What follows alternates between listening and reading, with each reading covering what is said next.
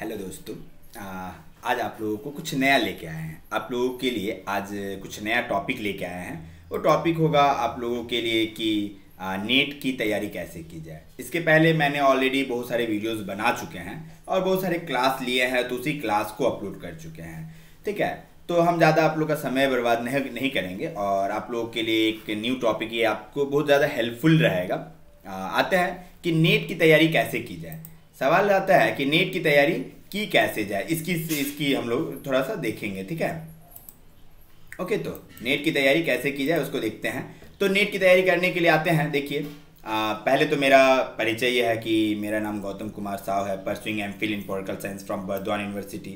Burdwan university से आपका MPhil कर रहे हैं अभी, और पॉलिटिकल साइंस से ही कर रहे हैं। और नेट दिसंबर 2018 का पास किए थे, 2019 का भी पास किए हैं, जून का 2020 का पास किया है, WB सेट 2018 का क्वालिफाइड किए थे।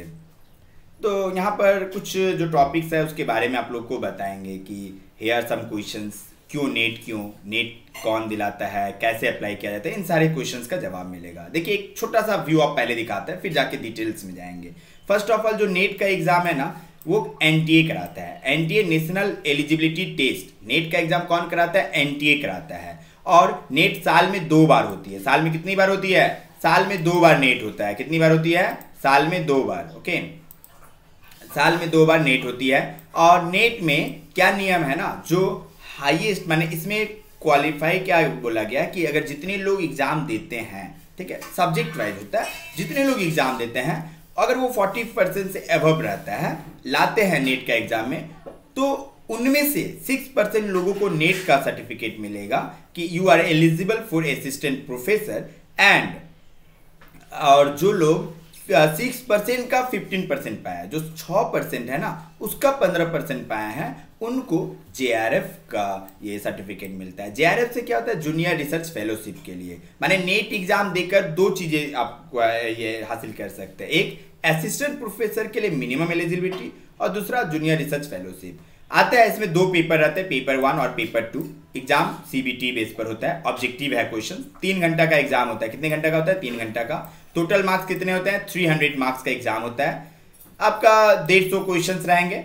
पर क्वेश्चन जो होता है 2 मार्क्स करके होते हैं। पेपर 1 में 50 क्वेश्चन रहेंगे, पेपर 2 में 100 क्वेश्चन रहते हैं। ठीक है, आते हैं एलिजिबिलिटी क्या क्या है। ये आपका नेट का एग्जाम के लिए क्या क्या एलिजिबिलिटी है। तो MA में 55% चाहिए, ठीक है, और जो रिजर्व कैटेगरी का है वो 50% रहने से भी होगा। JRF कितना चाहिए? 30 इयर्स तक का लोगों को JRF मिलता है, जबकि 5 साल एक्स्ट्रा दिया जाता है SC ST OBC वीमेन के लिए 5 साल एक्स्ट्रा है, और कोई एज असिस्टेंट प्रोफेसर के लिए कोई एज नहीं है। आता है ये जो नेट है, इससे क्या होगा? UGC का तो आप लोग जानते होंगे।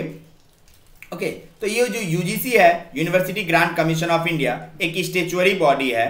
ठीक है, पहले UGC, ये जो UGC है, ये हायर एजुकेशन जितना है उसको मेंटेन करने का काम करती है UGC। ठीक है, और ये मिनिमम स्टैंडर्ड ऑफ एजुकेशन को भी फ्रेम करती है, रेगुलेशंस को तय करती है। ठीक है, देन आते हैं, national eligibility test is conducted on behalf of university grant commission.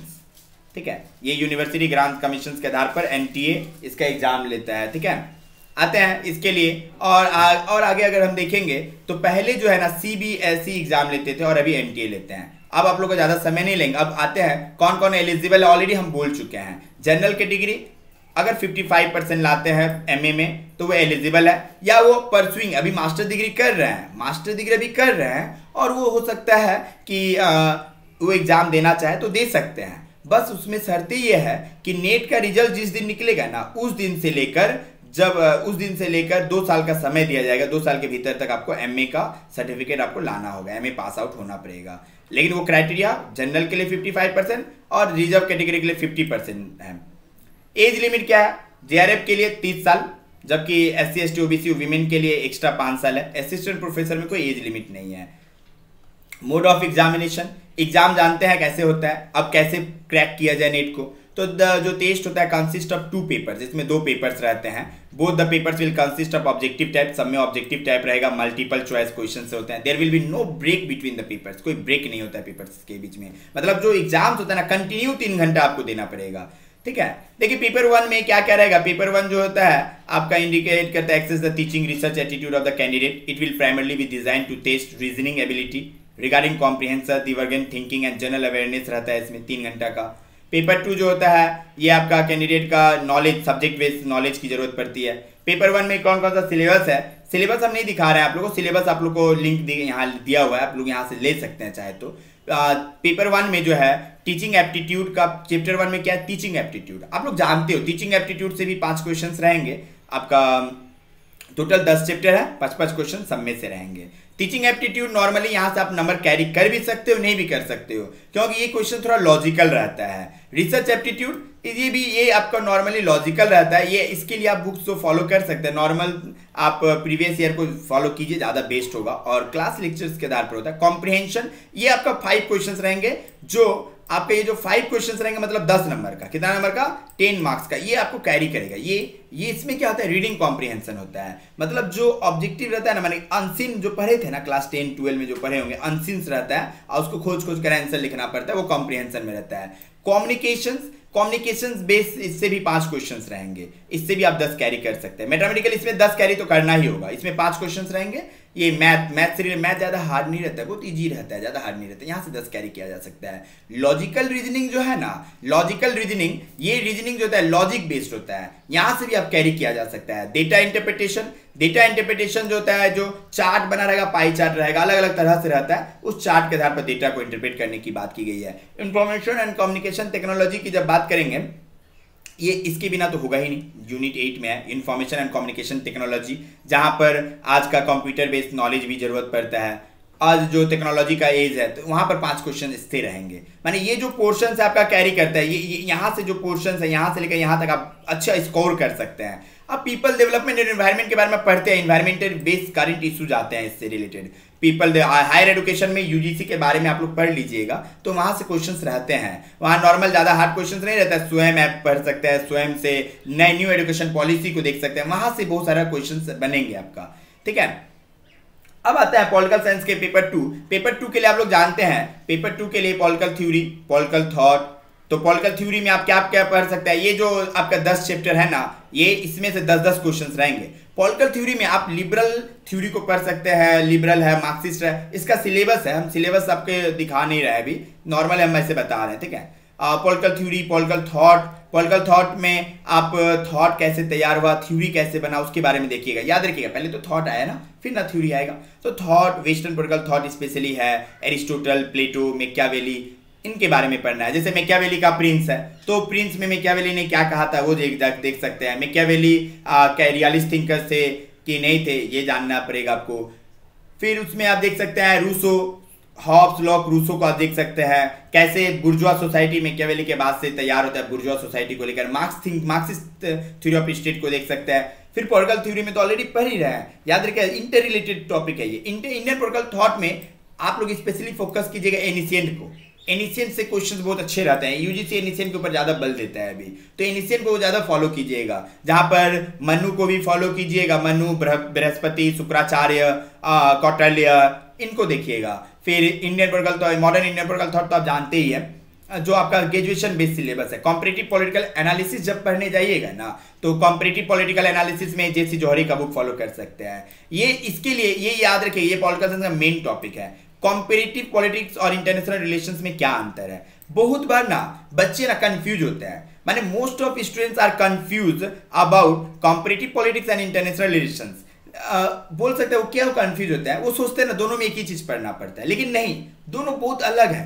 Comparative politics में आप किसी देश के सिस्टम के बारे में पढ़ते हैं, वहां का पॉलिटिकल सिस्टम, पॉलिटिकल कल्चर, वो सिस्टम वहां फेल हुआ कि नहीं हुआ, इसके बारे में पढ़ते हैं कि वहां पर डेमोक्रेसी क्यों सक्सेस हुआ, अमुक कंट्री में डेमोक्रेसी क्यों सक्सेस हुआ। एग्जांपल के लिए अफगानिस्तान को देख सकते हो, अफगानिस्तान में वो सिस्टम क्यों अप्लाई हो रहा, वहां क्यों तालिबान उभर के आए, ये सब जो क्वेश्चंस है, ठीक है। नॉर्मली हम लोग देखते हैं वहां का सिस्टम कल्चर के आधार पर तय होता है। तो कॉम्परेटिव पॉलिटिक्स क्या करते हैं ना, वो एक देश का जो पॉलिटिकल सिस्टम्स है, दूसरे देश का जो पॉलिटिकल सिस्टम्स है, कंपेयर करते हैं कि वहां सक्सेस है तो यहाँ क्यों नहीं, वहां ही क्यों। लेकिन इंटरनेशनल रिलेशंस में वो नहीं होता है। इंटरनेशनल रिलेशंस में एक देश का दूसरे देश के साथ क्या रिलेशंस है, जबकि कॉम्परेटिव में रिलेशंस को नहीं पढ़ते, कॉम्परेटिव में सिस्टम को पढ़ते हैं, वो भी रिलेशंस नहीं। वहां का सिस्टम ऐसा है, यहाँ का सिस्टम ऐसा है, तो दोनों सिस्टम्स में क्या अंतर है। जबकि इंटरनेशनल रिलेशंस में देखते हैं कि एक कंट्री का दूसरे कंट्री के साथ क्या रिलेशंस है। मतलब simply it focus, international relations study about the relation between the nation states.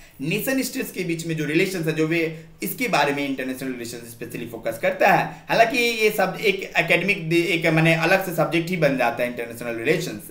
Indian foreign policy का सिलेबस है। इंडियन फॉरेन पॉलिसी बोलोगे इंटरनेशनल रिलेशन से एक है, तो इंडियन फॉरेन पॉलिसी में क्या होगा, इंडिया का अलग देशों के साथ क्या क्या रिलेशंस है, इंडिया का फॉरेन पॉलिसी का डिटर्मिनेंट्स फैक्टर क्या क्या है, क्या क्या अभी नए नए फॉरेन पॉलिसी देख सकते हो कि मोदी गवर्नमेंट में आपका make in India, made in India का देखने को मिलता है।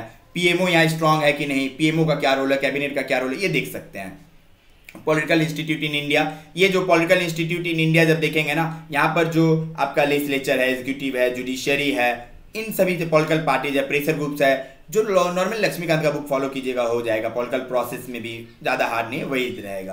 पब्लिक एडमिनिस्ट्रेशन जो माई फेवरेट टॉपिक है, पब्लिक एडमिनिस्ट्रेशन अलग से नेट में भी होता है, ठीक है। पब्लिक एडमिनिस्ट्रेशन में आप नॉर्मली एम लक्ष्मीकांत का बुक फॉलो कर लीजिए, काम चल जाएगा, वो काफ़ी है आपके लिए। और पब्लिक एडमिनिस्ट्रेशन में आप स्पेशली पहला जो चैप्टर है ना, कि जो स्टेज बोला गया, first stage, second stage, third stage, fourth stage, उसको पढ़ना है। Governance and public policy in India, तो governance and public policy in India में जब देखेंगे ना, तो गवर्नेंस को रिलेटेड गवर्नेंस क्या होता है, गुड गवर्नेंस क्या है, ई गवर्नेंस क्या है, पब्लिक पॉलिसी कैसे तैयार होती है, आप इसको देख सकते हैं। पब्लिक पॉलिसी के लिए क्या क्या स्टेज है, कौन कौन सा पब्लिक पॉलिसी अभी न्यू जो पब्लिक पॉलिसी तैयार हुई है उसको देख सकते हैं, इंप्लीमेंटेशन को देख सकते हैं। इसमें फैक्ट बेस्ड ज़्यादा क्वेश्चंस रहेगा इससे। तो देखो ये जो क्वेश्चन है थ्योरेटिकल बेस है, याद रखिए बेसिक बेस जब तक आपका नहीं रहेगा ना, आप क्वेश्चंस नहीं अटेम्प्ट कर पाइएगा। सिलेबस के लिए आप ये लिंक है, आप ये इस लिंक से सिलेबस देख सकते हैं, आप लोग इसे देख ही लीजिएगा, ठीक है। ये वेबसाइट है, कुछ बुक्स आपको बोलेंगे फॉलो करने के लिए, तो पहला बुक्स आप इसको फॉलो कर सकते हैं, यूजीसी का टीचिंग एंड रिसर्च एप्टीट्यूड को लेकर यूजीसी का ये book follow, solve previous year को फॉलो कर सकते हैं। आर्यन का ये बुक बहुत अच्छा, आर्यन का बुक भी फॉलो कर सकते हैं, नहीं तो केवीएस मैदान का ये लीजिएगा, ये बहुत बेस्ट बुक है।